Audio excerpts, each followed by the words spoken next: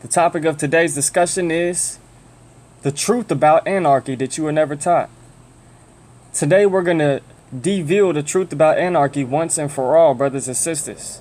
Because like all truths, the truth about anarchy has been twisted and hidden from you. Alright, so here we've got the Alpha and the Omega, Jesus. Okay? Here we've got, once again, the Alpha inside of the Omega.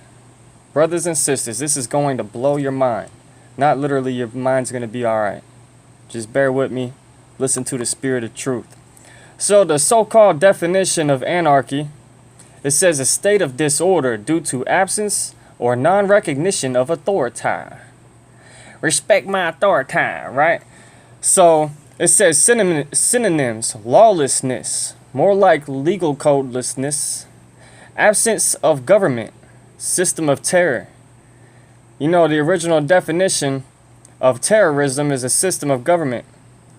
But we've got revolution, insurrection, riot, rebellion, mutiny, disorder, disorganization, right?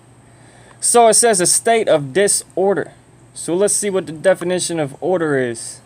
It says the arrangement or disposition of people or things in relation to each other according to a particular sequence, pattern, or method. Synonyms: sequence, arrangement, organization, disposition, structure, system, more. Alright, brothers and sisters. So, Jesus created anarchy. Anarchy is not a world without government. It's a world without corporations masquerading as government. It's not a world without laws. It's a world without legal codes. What it is, what anarchy, the true anarchy, the original Alpha and Omega system of anarchy was all about, was to take back this world from Satan. Right? If you watch my video titled Truth About Christianity You Were Never Taught, you know for a fact that this world has been Satan's ab initio. The devil and a third of the fallen angels, they rule this world. Alright? Earth is a prison. It's enclosed. There's a cage called a firmament around Earth. And your body is also a prison. Now, the devil has taken over and established corporations, right? Title 28 USC subsection 3002-15A through C defines United States as a corporation. Now, you can do your own search and research and find out that the United States jurisdiction is 10 square miles in the Washington, D.C. area. So, that's why the Declaration of Independence says that government derives their so-called just power from the consent of the governed. But you were never asked for your consent. Your consent is assumed and presumed based off of contracts, which are fraud ab initio, because very important details of these contracts weren't fully disclosed to you, such as the fact that these contracts were even contracts to begin with, brothers and sisters. So what anarchy is all about Jesus, brothers and sisters. Alpha and Omega, Alpha and Omega. Boom, boom. Mind's blown, right? Alright, so Jesus was not an outlaw, he was an outlegal. He spent his time preaching out against the rulers of the darkness of this world. He was speaking out against the fake religious leaders who were misleading the people. He said, "Woe to the lawyers, scribes, and Pharisees, for ye enter not into the kingdom yourself, and you also hindered those who wish to enter into the kingdom." Brothers and sisters, the kingdom which Jesus established, which they're hiding from you, this truth, is non-corporated. I've already made videos about the kingdom of heaven, right? And I've given you proof, verifiable facts, in the law dictionaries, etc., where this information is still held.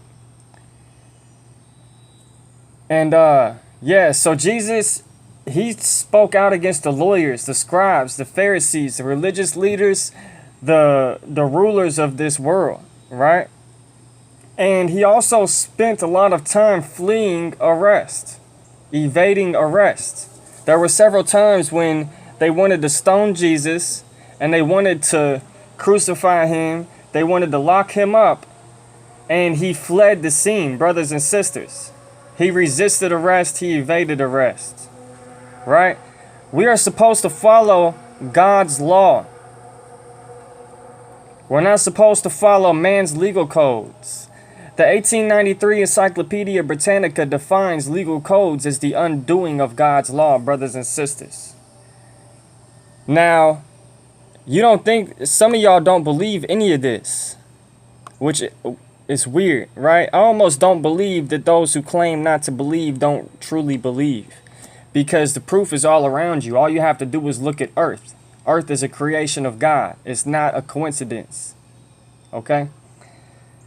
But the Church of Satan and the Satanic Temple, they have websites where they admit that their goal is to separate the church and the state. Right? The First Amendment says that Congress shall make no law respecting an establishment of church. Right?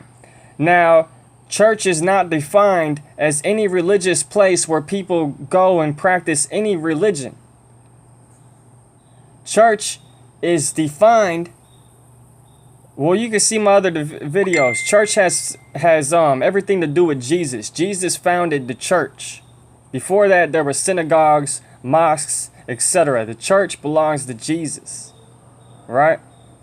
But a lot of people think that Congress cannot make any legal code. It says law, but truthfully, it's legal codes in respect of an establishment of church, meaning they think that the meaning means that they can't make any pro-church laws, that there needs to be a separation of church and state, yada, yada. Truth be told, the definition of respecting in English means in reference or regards to. So Congress cannot make any laws in reference or regards to the establishment of church. Your God-given non-alienable rights and liberties are found in Scripture. Genesis 1:26 through 29 states that we have dominion over this earth. It's time that we fight against the wiles of the devil, brothers and sisters. We reclaim our dominion, our freedom, right? You have the choice to either obey God and his laws or obey man and their rules. One love, peace, and fortitude.